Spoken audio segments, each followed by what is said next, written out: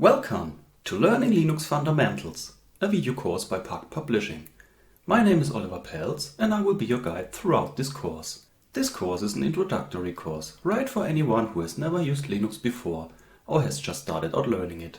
It focuses on teaching you all the practical core skills and essential Linux knowledge, which really is important when beginning this wonderful operating system. After finishing this course, you will know what the Linux command line is all about.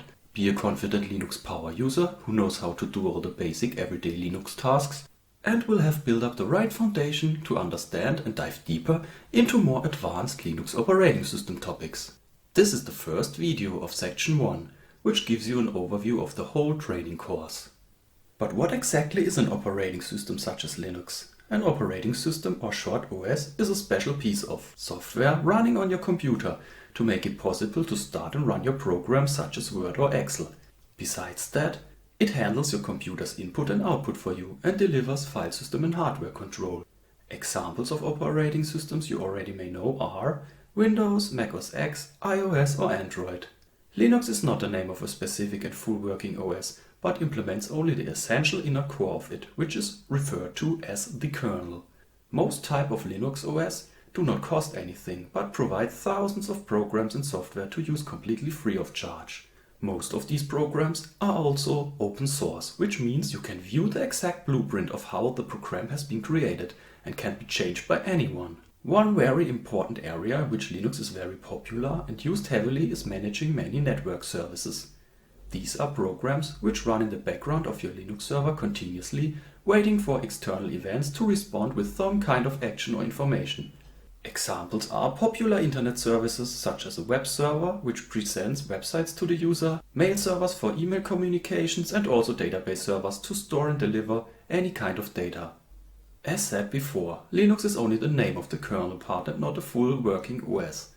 To make it complete, you need to bundle it together with all kinds of programs, which is then referred to as a distribution. Nowadays, one can choose between an insane amount of different Linux distributions, all designed for a special purpose, and all with their own pros and cons. The main difference between them is the software selected and bundled together with the Linux kernel. The most important Linux distribution families are Red Hat based and Debian based Linux distributions. CentOS is one of the most important free Red Hat based Linux server distributions out there at the moment. It's a very stable, secure and reliable OS, which is why it's often used in running very critical networking services in enterprise environments. Also, it's good to know that the development of this OS is very strong and updates are well selected and properly tested. This course is structured into 5 sections. The first section is about installing Linux. Here we will be starting easy by introducing you to the concepts of virtualization. Then we will be creating a new CentOS 7 virtual machine, or short VM, using a free virtualization software called Virtualbox. And finally we'll be setting up SSH port forwarding so you can conveniently communicate between your main OS and your new CentOS 7 VM installation. In the next section we will be getting to know the command line. Here we will be teaching you the fundamentals of using and working with the command line from A to Z. We begin with the most fundamental topics, such as executing commands, then show you how to move around efficiently using various command shortcuts. Afterwards, we will show you how to get help when working with commands, explain to you the concept of regular expressions, and finally show you how to navigate the file system. The next section is called It's All About the Files. Here you will learn everything you need to know to start out working with files using the command line. That is, creating, deleting, viewing, editing and securing your files and folders on your Linux system. Afterwards follows a section called Working with the command line.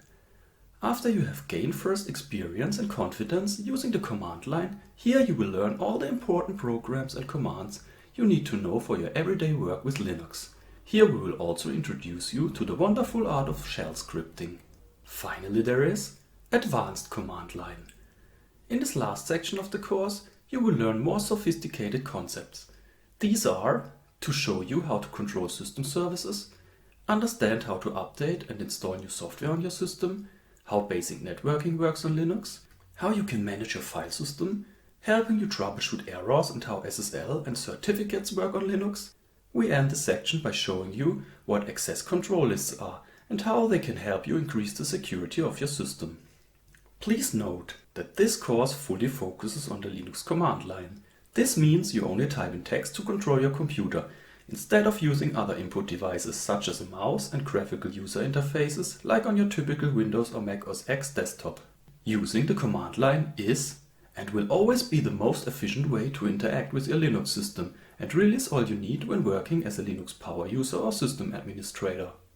A few prerequisites are nice to have to get the most out of the course. When it comes to Linux, this course really starts from zero, and you don't need to know much or anything about it in the beginning. Besides that, a modern multi-core computer with a 64-bit architecture and with enough RAM and hard disk space is needed for this course. This is true whether you will use a real CentOS 7 installation on your computer or running Linux in a virtualized environment as recommended by this course. Please note that throughout this course we will be using CentOS 7 build 1611, which is derived from Red Hat Enterprise Linux 7.3 for all our examples and work.